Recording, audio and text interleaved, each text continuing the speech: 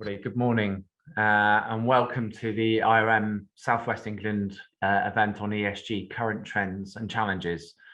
I'd be grateful if everybody could put themselves on mute. There is a chat function where we will look at some questions a little bit later on, and if necessary, we can unmute you at that point to take part in that discussion.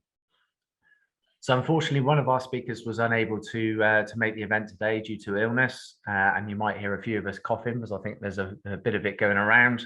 But we're still delighted to welcome three great speakers to this event today. Our first speaker will be undertaking a live poll questionnaire. So if you're able to, I'd be grateful if you could log on to the website shown and use the code that's shown on the screen, which will allow you to take part in that poll. So this is a bit of a reboot for the IRM Southwest England event. Fergus and I have sort of let the regional group lapse for a little while due to other pressures, but we're very keen now to get the event and get the regional events up and running again. So this is a welcome back to everybody.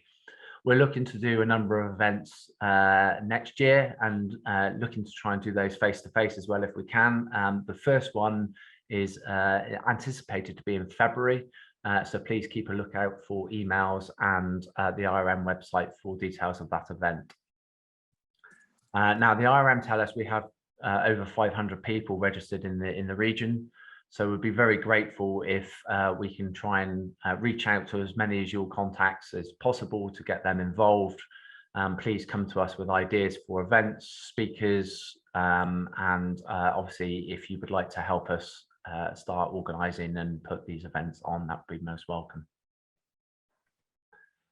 So we have a couple of key sessions today, and then we will sort of close out with some questions at the end. The first session is with a speaker, Ian Brooks, who's Senior Lecturer, Environmental Business Skills and Sustainable Technologies at University of West of England. And then we have Anita Punwani, who's Chair of the IRM ESG Group, and Alex Hindson, Chief Risk and Sustainability Officer, Argo Group, and they can probably tell you a little bit more about the special interest group on ESG as well, if you're interested in taking part of some of those events as well. So without further ado, I will stop sharing my screen and allow Ian to take over. Please, as I say, put any questions into the chat box and enjoy the event, and we'll speak later on. Thank you.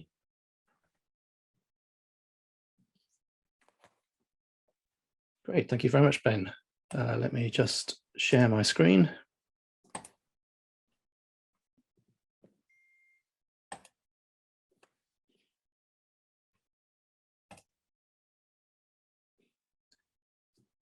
There you go. So I'm delighted to have the opportunity to talk with you about particularly the E in ESG, environment risk. I'm a senior lecturer at University of the West of England, very much rooted here in the Southwest. I've been an academic for about 10 years now. Before that, my career was management consultancy with PricewaterhouseCoopers, IBM. So I've seen a lot of different businesses and seen many different risks to them. My start point of my career was software engineering. But after that 25 years of management consultancy, I went to UE as a student, did the environmental consultancy masters there. And now I teach on that program. My PhD research, which I just started writing up, is all around using the United Nations Sustainable Development Goals as requirements in systems engineering. And most of my teaching and research is around the SDGs. Please do get in contact. My details are there. What are we going to look at? What do we understand as environment-related risk? Who's at risk? We'll clearly talk about climate change, a bit about supply chain, other environment risks, and most of you will be working for organizations that expect you to care about shareholder value. So let's talk about that. Glad to see that some of you have already joined the online questionnaire. So menti.com and the code 49195961. What do you understand as environment risk? Let's see what you've put up.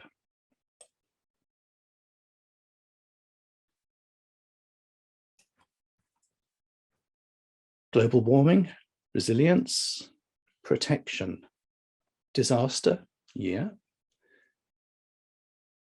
Anyone else? Just type in the words that represent environment risk from your understanding of it. This session is titled ESG, and I'll tend to be talking about ESG as environmental, social, and governance. I know that's not quite the way that IRM describes it, but it is very much the way that the finance and investment community talk about it. Talking to students, I would generally talk about sustainability.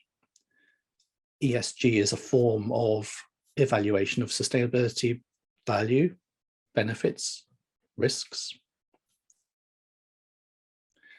Great, so we've got some additional topics here: water crisis, resilience, food, complex. Thank you. Complex. Environmental, social, and governance risks are complex. Behind me, you'll see the Sustainable Development Goals, 17 goals, which I think are really effective at helping to understand the interconnected, complex systems nature of sustainability and environment risk. Okay, so let's move on. For me, something that we really need to clarify when we're talking about environment, social, and governance is whose risk are we evaluating? Are we primarily evaluating the risk to the value of the enterprise from environmental factors? Or are we evaluating the risk to ecosystems from the activities of the enterprise?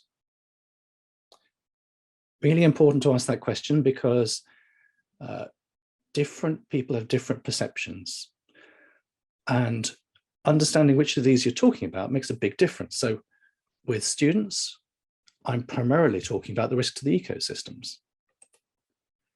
And we typically use the Global Reporting Initiative as the indicators we would like to see businesses reporting on when it comes to their impact on the environment. So if I'm asked about environment-related risk, I would go to these areas: materials, energy, water, biodiversity impact, obviously emissions, waste, environmental compliance, and also supplier environmental assessment. The power of applying environmental assessment up your supply chain to make sure that you are part of a supply chain delivering good rather than damage. If you haven't come across the Global Reporting Initiative, I highly recommend their work. They started in 1997 and are the most widely adopted reporting standard for sustainability reporting by businesses. Each of those numbered indicators has got a very clear standard as to what's expected to be reported. And it's a very useful source of data. If you're more interested in the first one, what's the risk to the value of the business, then perhaps look at SASB, the Sustainability Accounting Standards Board, which is more focused on the impact on the enterprise value, whereas GRI tends to be more about the impact on ecosystems. At UE, we have access for students to a range of ESG ratings, organizations out there that evaluate listed businesses and the degree of risk around ESG.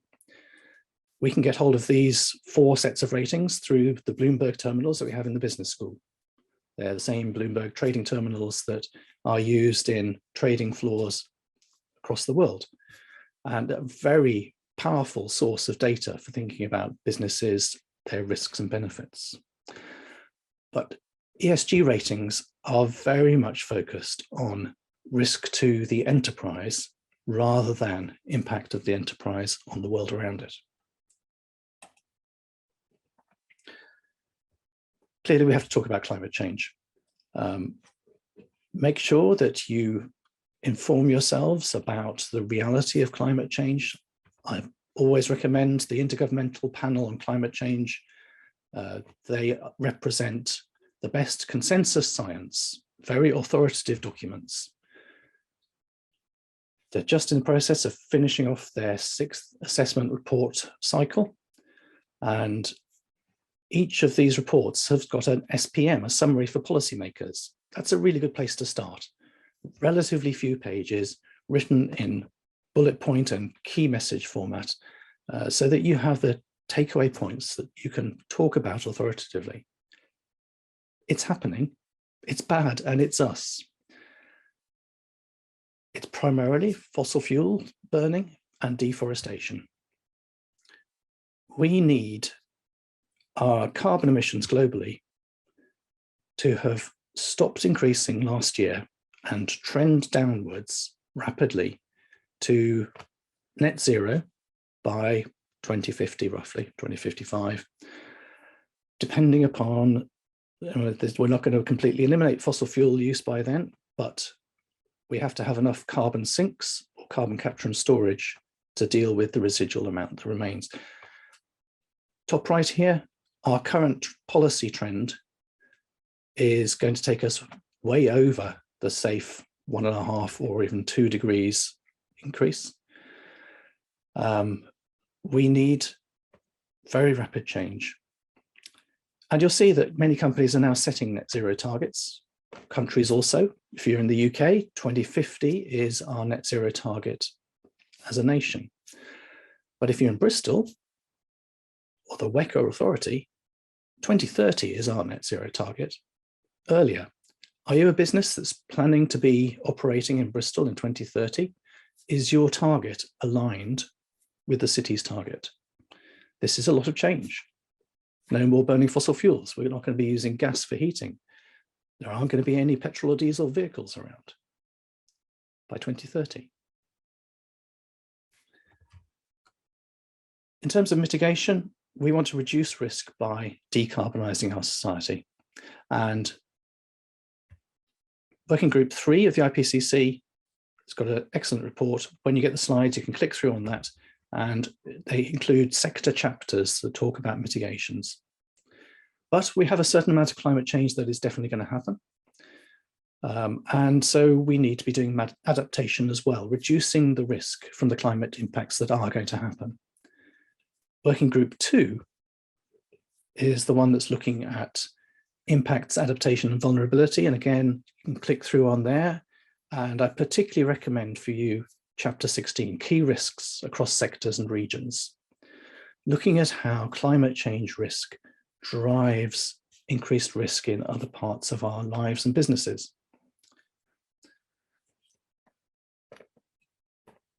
In 2050, I mentioned as the net zero target for the UK. There are other countries that are going earlier than that. So for example, Finland has a net zero target of 2035. So they will be pushing their businesses to decarbonize much faster. If you're working for a business that is international or reaching international markets, you need to be assessing the change that you're going to have to make based upon the net zero targets of the countries that you're operating in or selling into.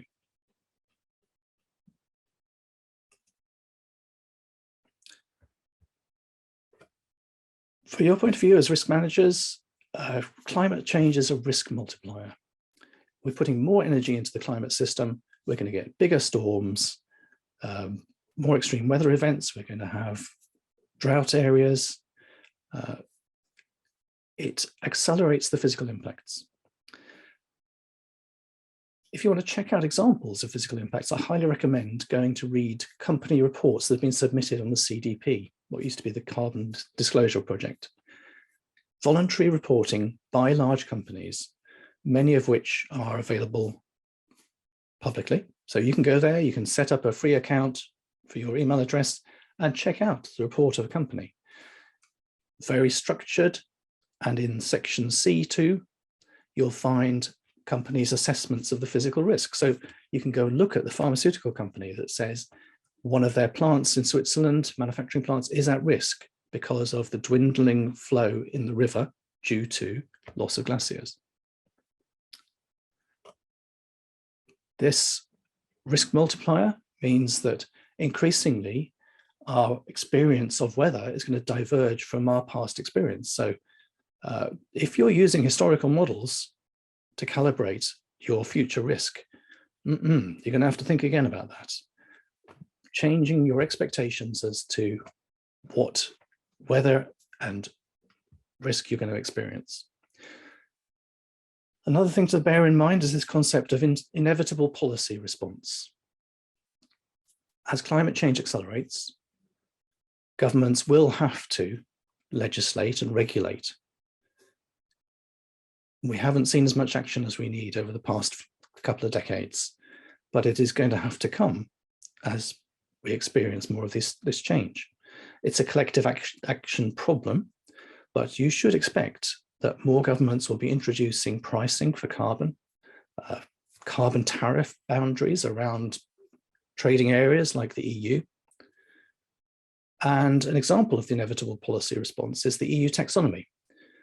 The EU is preparing to make sure businesses report on what proportion of their revenue comes from green businesses, from green sustainable business areas. What proportion of your revenue is compatible with the 2050 vision of Europe? If you are not sufficiently high in your revenue proportion, then that represents a real risk as to whether you will be able to continue to do business in the long term in the EU. You will need to change. This is very much about becoming future fit. Your competitors are going to be changing. You need to beat them to that, to outcompete them by decarbonising, being prepared to operate in a low carbon world. And that applies across our supply chains as well. We probably are now into the process of deglobalizing, but we still have very strongly globalized supply chains. In the supply chain, you should take a look at your suppliers. Are they high carbon or low carbon suppliers? If they're high carbon, burning a lot of fossil fuels in making the product or service that you're using, then you are putting your business viability at risk.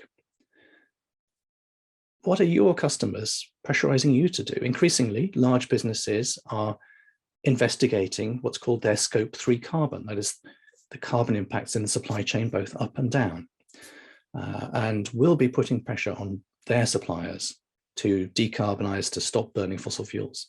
The flip side, the mitigation, we are expecting more extreme weather events. And the chart you see there comes from one of the IPCC working groups, looking at the risk of a flood event in Thailand and the impacts that that could have across supply chains to North America, Europe, Japan. So where does your raw material come from? Has it been climate proofed? That's climate change. There are other environment risks. We often talk about saving the planet, but really we are saving a safe operating space for us, for humanity. And this is another useful analysis that I use frequently in teaching from the Stockholm Resilience Institute, looking at the thresholds for this planetary system that we live in. Climate change, we're currently at the sort of amber warning stage, but there are other areas where we're already in the red. Loss of biodiversity, and particularly damage to the phosphorus and nitrogen flows. Some areas we don't really know what the threshold is. Novel entities. So for example, you may have heard of forever chemicals, PFAS, the polyfluoroalkyl substances, such as, for example, Teflon. These substances are incredibly useful, but there is no natural process that breaks them down. If they get into our aquifers, it's extremely difficult to get rid of them. And just late last month, ChemSec, that's the logo down at the bottom, announced that they were working with 47 very large asset managers to encourage the businesses they invest in to eliminate PFAS from their products. There is a risk. If you poison the environment, if you poison aquifers, at some point, you're going to get sued for that. You're going to find yourself under regulatory pressure. And the Sustainability Accounting Standards Board looks at many of these other environmental risk areas. Okay, so I've talked a lot about impact on the ecosystem, but for many of you, as it was for me when I was a management consultant, it's all about shareholder value. I spend a lot of time with these sort of models. In fact, there are academics who perhaps rather unkindly refer to management consultants as the missionaries of a new managerial faith. But shareholder value was what we focused on. And I could talk about the 7 levers of shareholder value, which you see here in red. Funnily enough, E-risk applies to all of these.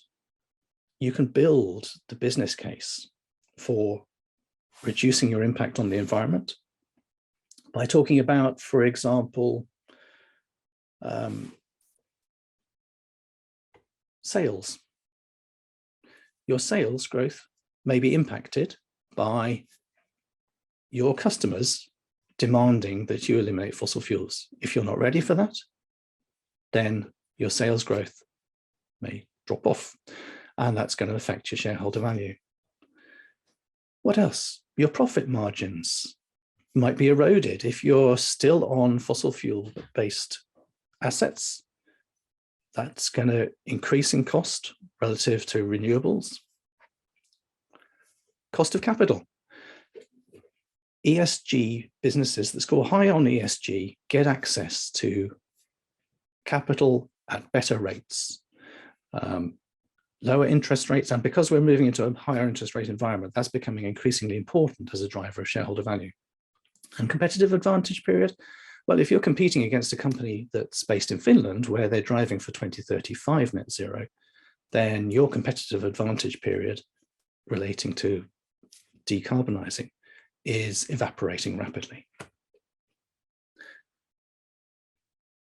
I want you to think much broader than just shareholder value, clearly. But I do also want to encourage you to focus on financial risk as well, systemic risk, particularly where there's a risk of contagion. I started working in this sort of sustainability field in 2006, about the same year as the Stern Review. I was writing about carbon prices around the 50 euros predicted by 2012. And then 2008, we had the financial crash. We lost a decade of climate activity. We should be at a much lower carbon emissions by now, and we could have been if it wasn't for the amount of bailout and focus by global politicians on the banks rather than the climate. Please make sure that risk doesn't crystallize again. Okay, I wasn't going to talk about social risk, so I haven't prepared much apart from a slide, but let's just go back to Mentimeter. And what does social risk mean to you?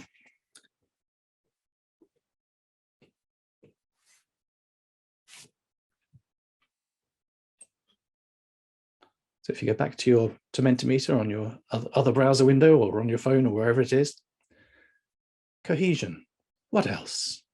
When people say social risk, the S in ESG, what does that mean for you?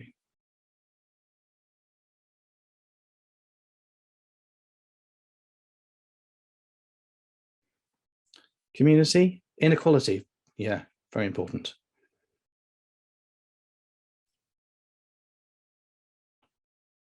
Reputation, conflict. So again, thinking here about both the risk to the enterprise and the risk to the societies we live in.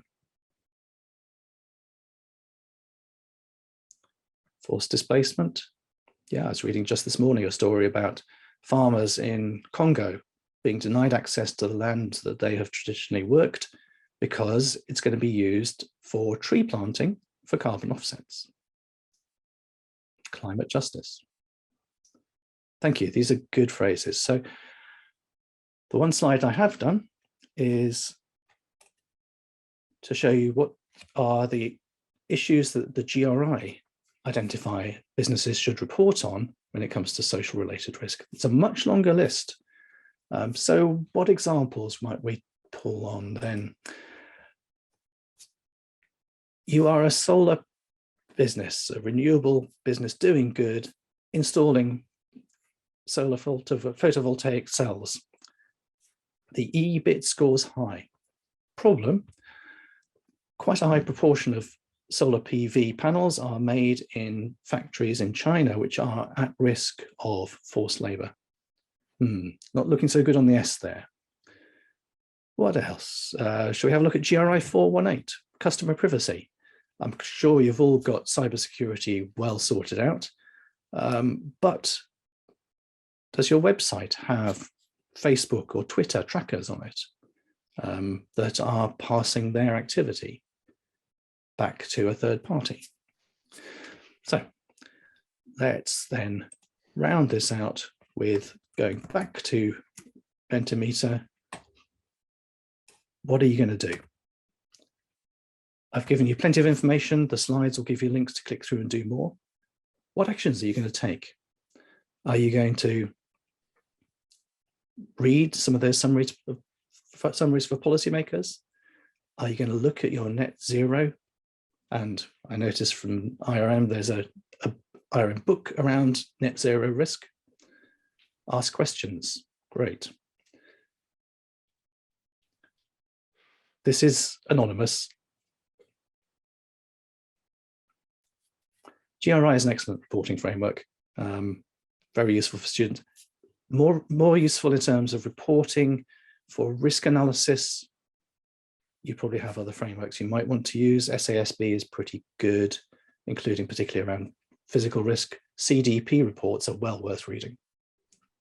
Hi, Ian. It's Fergus here. I've just given you a gentle nudge about the time. That's right. And this is my last slide, so I am Great. finishing. Oops. Let's stop the sharing and move on.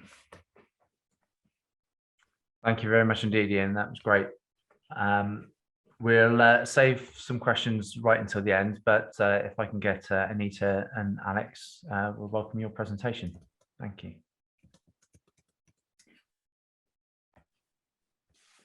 Are the slides visible? Yes, they are. Right. Thank you very much, Ben. And thank you for the invitation to speak at this event.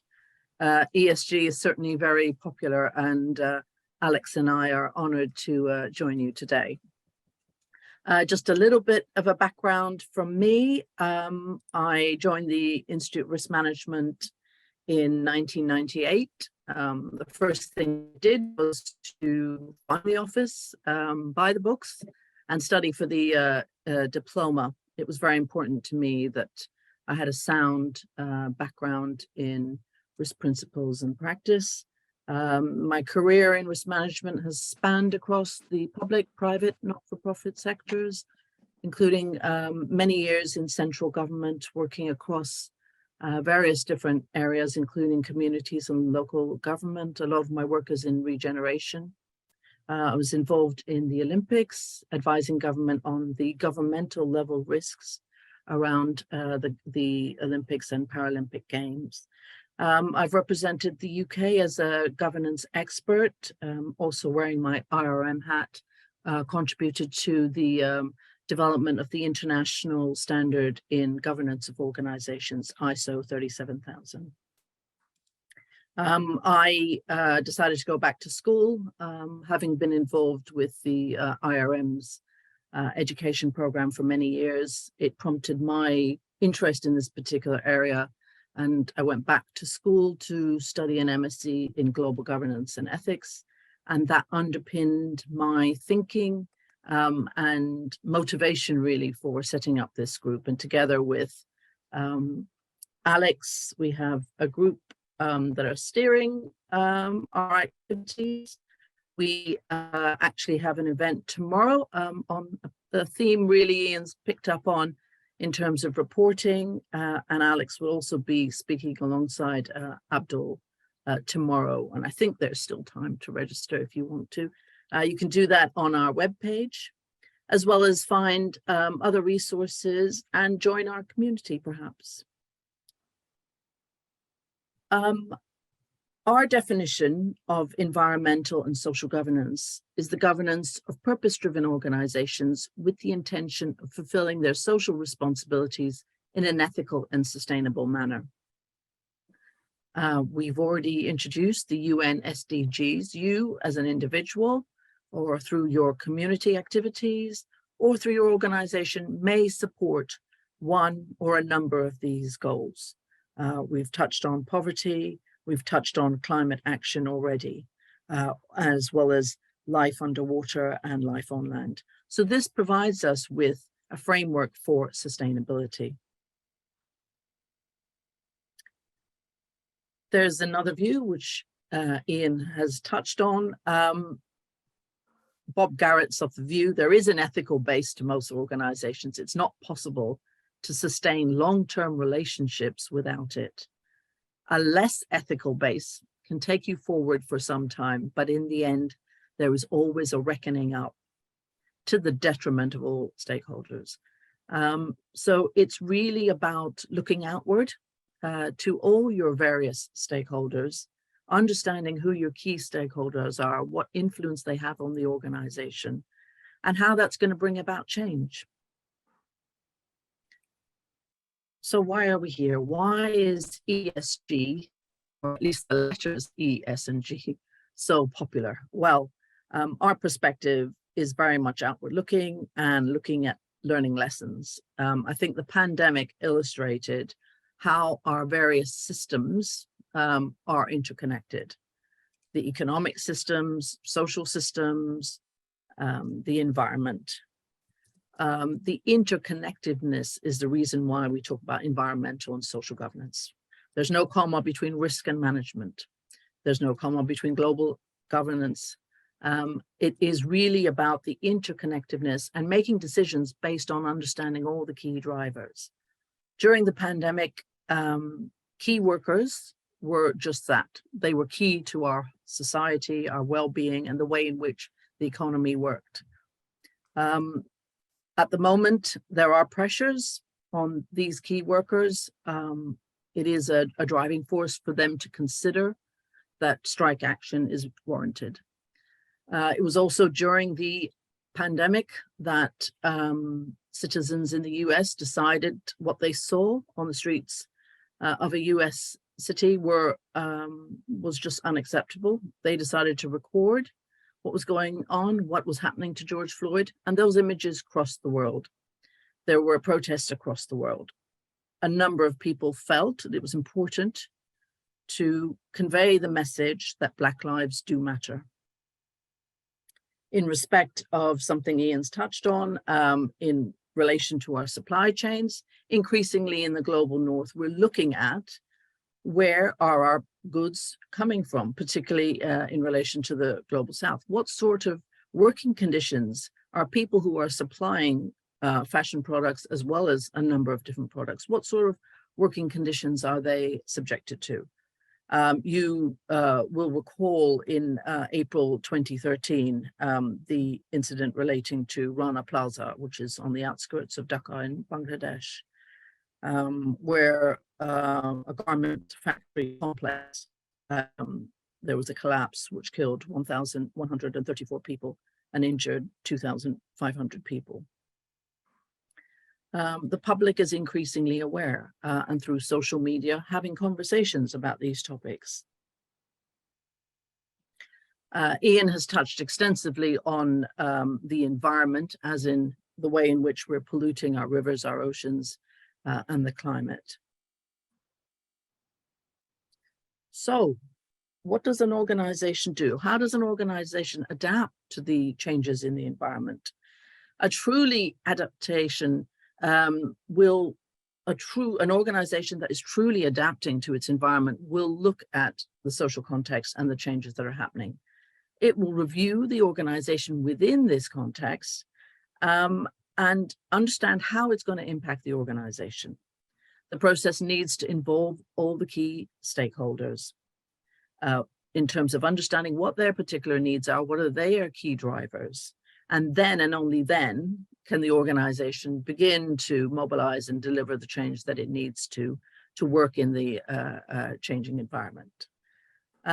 Then there's the very important topic of learning and growing as an education body. That is our emphasis. And it's a process for me of learning and growing, very much so, in terms of the people that I listen to, the guest speakers that we as the IRM are bringing.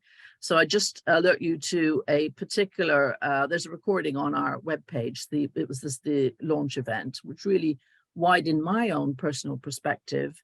And I would encourage you just to listen to that. And what we have the privilege of having one of the speakers now, Alex, to set out his perspective on what can happen when governance fails. Over to you, Alex.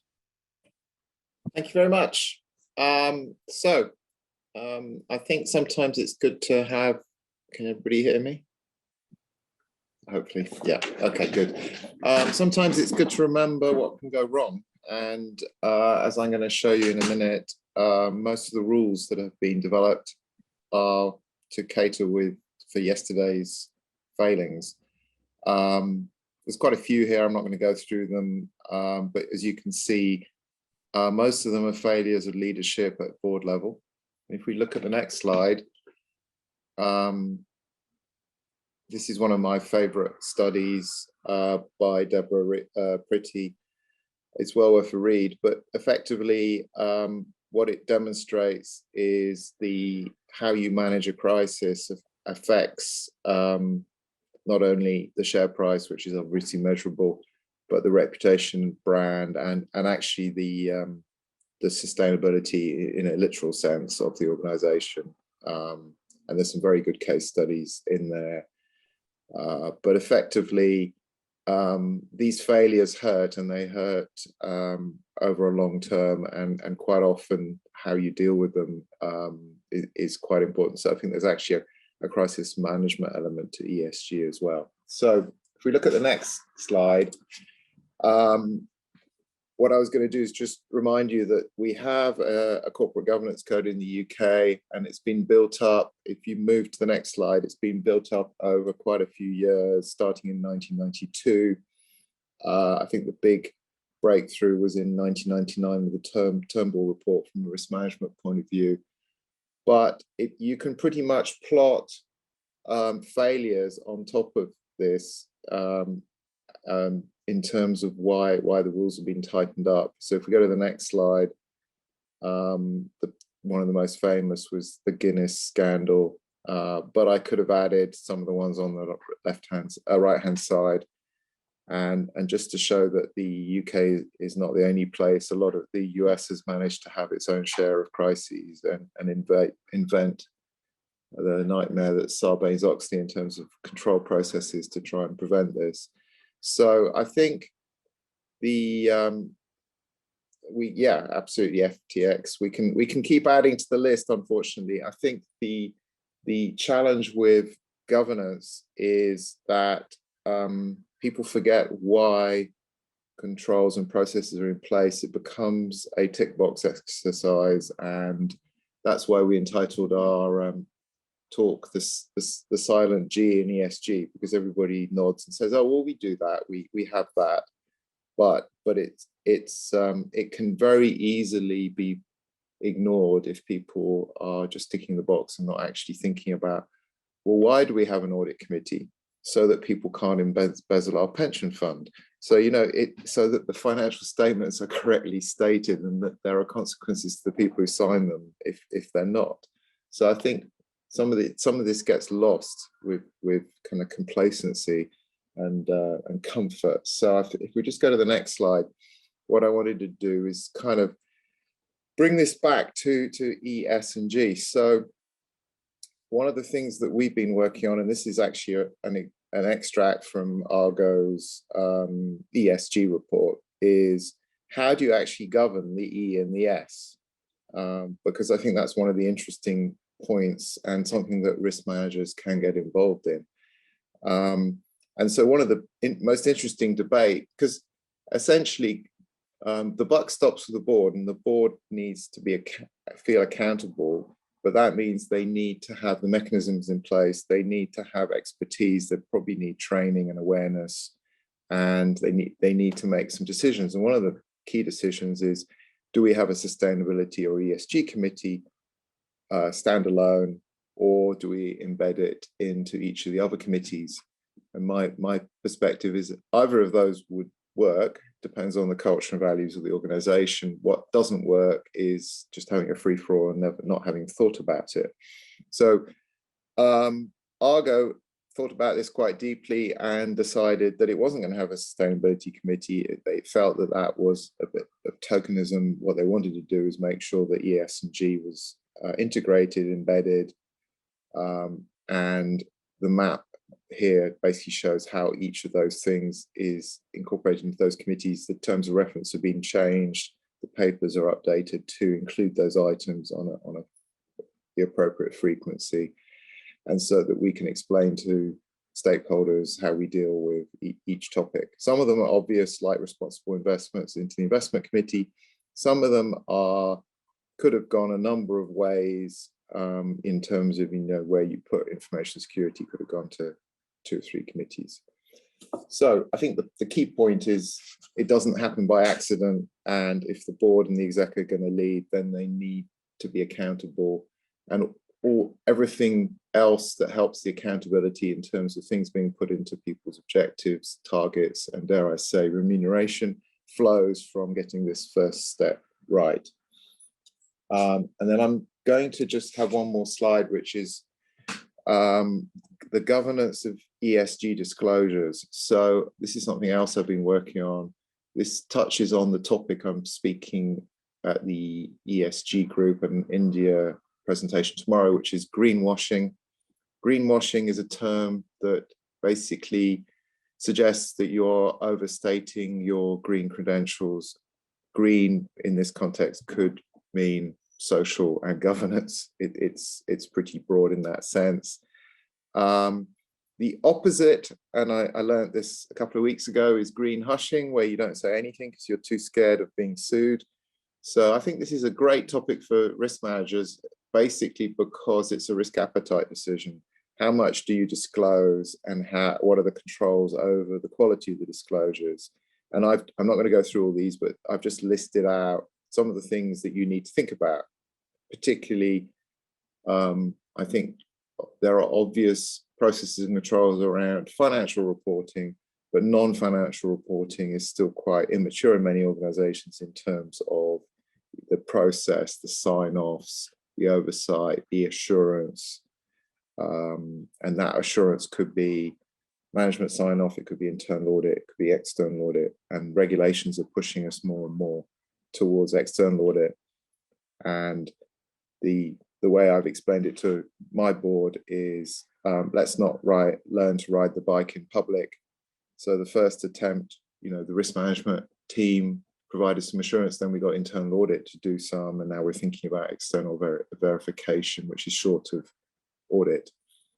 So that's, I think, everything Anita and I had to say.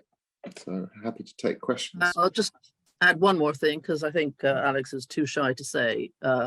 Alex and the organization Argo Group have won awards, a number of awards in ESG. So I think you're definitely leading in the field. Yeah, in the land of the blind, the one-eyed man is king. Back to you, Ben. That's great, Anita and Alex. Thank you very much indeed. We welcome some questions. Please submit them via the chat, and Fergus and Louise will help identify. I guess I might start with the first question, if I may, and direct it to Ian. I was interested in your sort of novel, your sort of radar diagram, and we're seeing, particularly in my industry, in construction engineering, a whole range of technologies being talked about now to make concrete better and stronger and more efficient, and nanotechnology and all of these sorts of things. I guess therefore, you know, it's extremely important in any sort of new product, whether it be a financial product or a material development, anything like that, to really consider environmental upfront. Are we seeing that, and how is that being sort of directed towards companies to ensure that they start doing that? We do see it increasingly, but it very much depends upon the jurisdiction that you're operating within. From an environmental law point of view, we talk about the precautionary principle, the idea that you should not introduce new entities, new compounds into the environment until you've got some assurance about the impact they're going to have. So when you mention nanotechnology, that's clearly an area of potential risk. But in some jurisdictions, perhaps the US, there's much less emphasis on the precautionary principle. And that's in part why they're experiencing more of a problem with forever chemicals, PFAS in the aquifers. And similarly, what sort of compounds have been put down fracking wells that also make their way into the aquifers. So I encourage you to operate in a way that meets the most challenging jurisdiction that you might operate in, so that you are fit to compete in Europe or other countries that have high standards around this. Great, thank you very much. Have we got any other questions coming through? I think Fergus is question, would the panel recommend an ESG committee is established at firms, or is this counterproductive? And I think sort of Alex touched on that in terms of your thinking with Argo. Well, I can go a little bit deeper. I mean, there is a good case for an ESG committee. I would say it's better to position it at management level. We do have one of those. It's really helpful to get cross-functional engagement and buy-in. Most organizations don't have a large dedicated sustainability function. It's more of a coordination exercise. You need to work with, you know, the product area, your business, the research part, HR, legal, compliance, etc. So it's a really effective way of getting buy-in and communication and steering a program. The board level committee is a different issue, which I touched on. I think ESG is good governance. So exactly echoing points raised, integrating it within an organization is the most effective way. And I would say, no, you shouldn't have an ESG committee, but that's primarily because I don't like ESG as a set of initials. I have to teach about it because it's widely used in the financial sector, but more broadly, I want to talk about sustainability, environmental, social, and economic, including areas of economic risk like bribery, taxation. Okay, on the financial side, our risk management systems are usually more robust. But I would be looking for a chief sustainability officer or some equivalent role to help reduce the sustainability risk and manage the opportunities. You know, the heat wave in the summer showed us some of the ways in which these risks are being accelerated. I would not have expected Oracle and Google to have lost service from some of their London-based data centers. We're going to experience more heat like that, and some of our infrastructure just isn't ready for it. Great, thank you. I guess another sort of observation perhaps is the plethora of sort of different organizations and measurement tools and reporting tools and things like that. I wonder if you know, Ian, Anita and Alex can sort of offer some advice on perhaps where to start with these vast numbers of guidance, and I know obviously you've pointed to a number of those through your presentations, but is there probably somewhere that people can go to get that initial head start, and you know, where do you see that developing in terms of, you know, a coordinated, more focused reporting regime around some of these issues? Happy to give it a go. There are probably 60 or 70 standards out there. I think the main 5 or 6 are coming together, and that you will see something called an International Sustainability Standards Board, ISSB. It's sponsored by the accounting standards IFRS, so it will have legs and it will bring together, apologies for the kind of alphabet soup here, but it's not of my making, TCFD, which is the Task Force for Climate-Related Financial Disclosure, and SASB. Those were 2 of the big ones, TCFD more in Europe, SASB more in the US. So there is hope, but at the moment, TCFD is being driven, mandated by the UK government for large PLCs. So I think that's the sense of direction. I'll let others speak, but there's a whole other kind of Wild West going on with the ESG rating agencies. Anita, do you have a view on particular risk assessment? I think there are parallels between ESG reporting and risk reporting, and as risk professionals, we have been in positions where, you know, the emphasis is, which is where we started some of this conversation, on reporting and demonstrating. And it brings in the theme that, as Alex points out, we're going to talk about tomorrow, greenwashing or green hushing, as I have learned today. For me, it's about risk management, solid, robust risk management. If you're doing your risk management well, doesn't matter which key stakeholder is asking you for your reports. You're in a position then to provide it in whichever format is required. And if you're being open and transparent, there's no issue.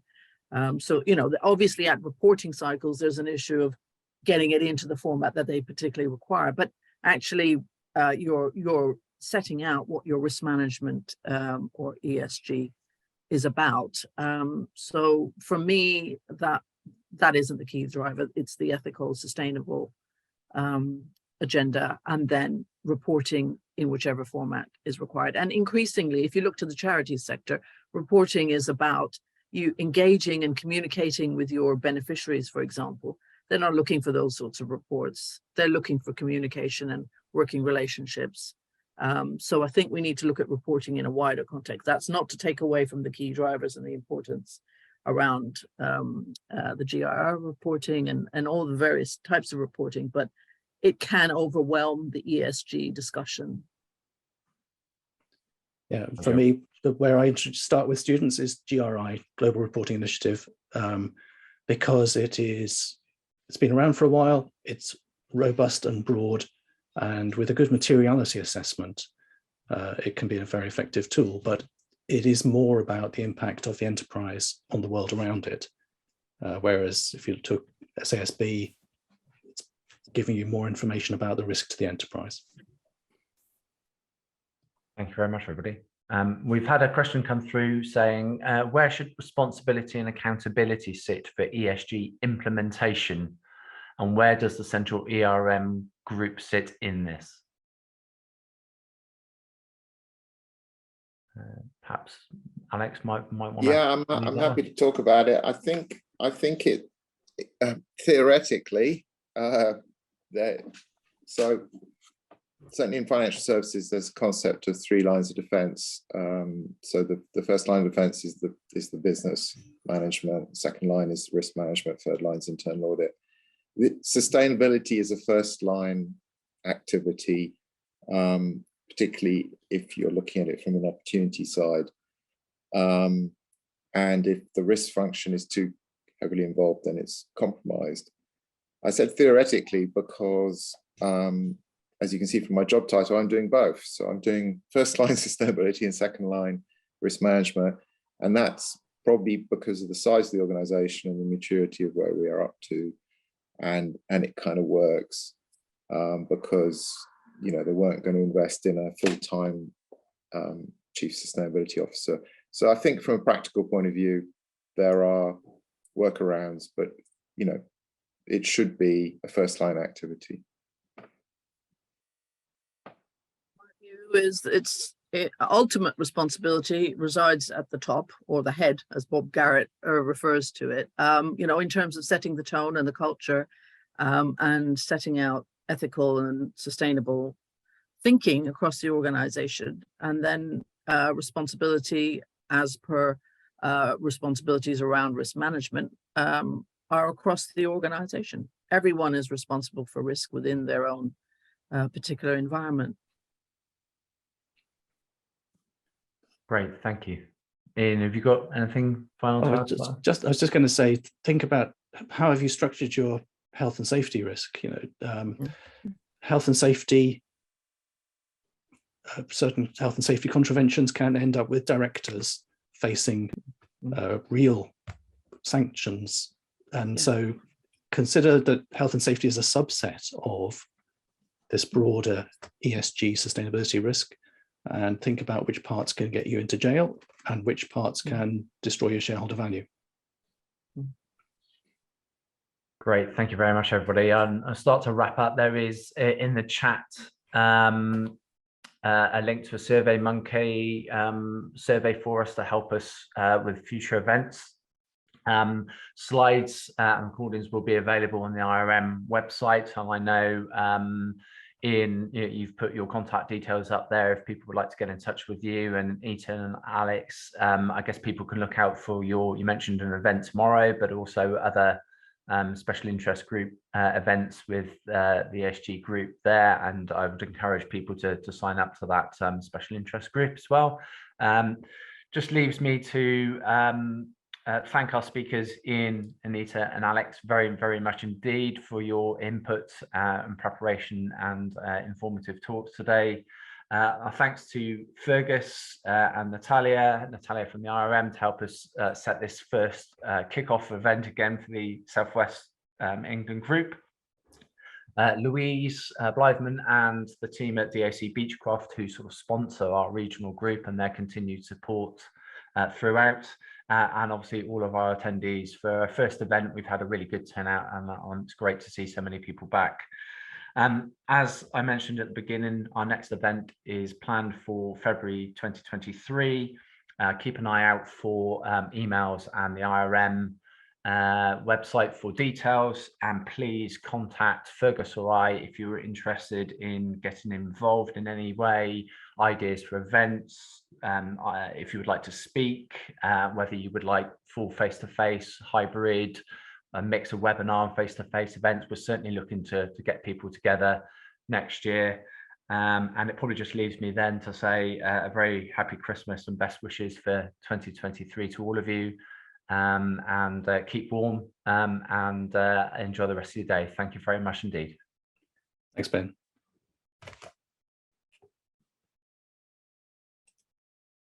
Thanks all, well done.